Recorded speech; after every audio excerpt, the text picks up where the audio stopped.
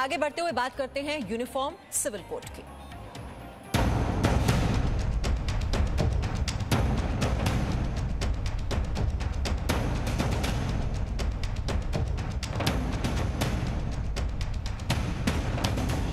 और मुसलमानों ने स्वयं नारा लगाया, इसी प्रकार से कंफ्यूजन नहीं रहने चाहिए।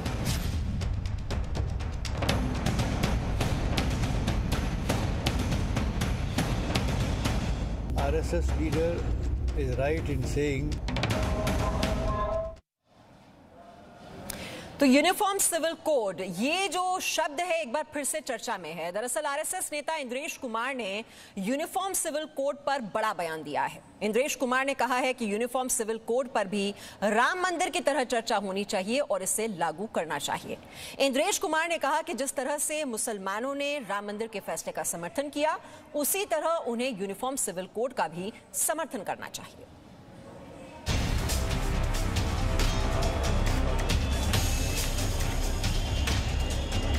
न्यू इंडिया का प्रण, अब एक कानून पर रण। जब संविधान में धर्मनिरपेक्षता की बात, तो फिर क्यों कानून में धर्म का बंटवारा? समान नागरिक संहिता से धर्म के वोट बैंक की राजनीति पर लगेगा ताला। समान नागरिक संहिता के जरिए अब आएगा सबसे बड़ा सामाजिक सुधार। जी हां, देश में एक बार फिर से समान नागरिक संहिता को लेकर चर्चा शुरू हो गई है। फिर से समान नागरिक संहिता को लागू करने की बात की जा रही है। आगे हम आपको बताएंगे कि समान नागरिक संहिता कानून क्या है, लेकिन इससे पहले आप ये जान लीजिए कि कैसे इसकी मांग फिर से उठी है। दरअसल आरएसएस नेता इंद्रेश कुमार ने समान नागरिक संहिता पर बात कही। इंद्रेश कुमार ने कहा कि समान नागरिक संहिता पर चर्चा होनी चाहिए और इसे लागू भी किया जाना चाहिए। आरएसएस नेता इंद्रेश कुमार का कहना है कि जिस तरह से मुसलमानों ने राम मंदिर के फैसले का समर्थन किया, उसी तरह उन्हें समान नागरिक संहिता का भी समर्थन करना चाहिए।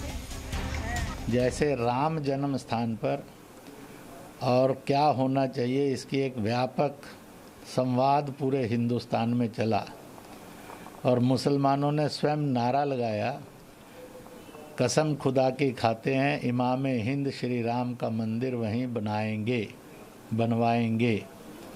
इसी प्रकार से कंफ्यूजन नहीं रहने चाहिए। चलिए अब आपको यह बताते हैं कि समान नागरिक संहिता आखिर है क्या। देश के सभी नागरिकों के लिए एक समान कानून ही समान नागरिक संहिता है। कानून में धर्म के आधार पर कोई बंटवारा नहीं होना चाहिए। शादी, तलाक और दूसरे सामाजिक मामलों में सभी धर्म के लिए एक ही कानून होना चाहिए। जमीन जायदाद के बंटवारे में सभी धर्मों के लिए एक कानून हो। अभी अलग अलग धर्म के लिए अलग अलग कानून है। मुस्लिम, ईसाई और पारसी समुदाय के अपने पर्सनल लॉ हैं। हिंदू, सिख, जैन और बौद्ध के लिए हिंदू सिविल लॉ है। पहले भी लगातार समान नागरिक संहिता की मांग उठती रही है और ऐसे में जब समान नागरिक संहिता कानून बन जाएगा तो अलग अलग कानून खत्म हो जाएंगे। आगे हम आपको यह बताएंगे कि इसके फायदे क्या होंगे, लेकिन अभी आप एनसीपी नेता माजिद मेमन का वो बयान खुद सुनिए, जिसमें वो मानते हैं कि इस पर चर्चा होनी चाहिए और ये एक अच्छी बात है।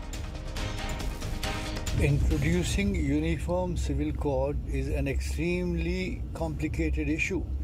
For quite some time the debate is going on, but it seems that there has to be very detailed discussion and all communities, all people, all organizations need to be consulted for the purposes of bringing in a bill on uniform civil code. RSS leader is right in saying that extensive debate is necessary if at all uniform civil code is to be introduced.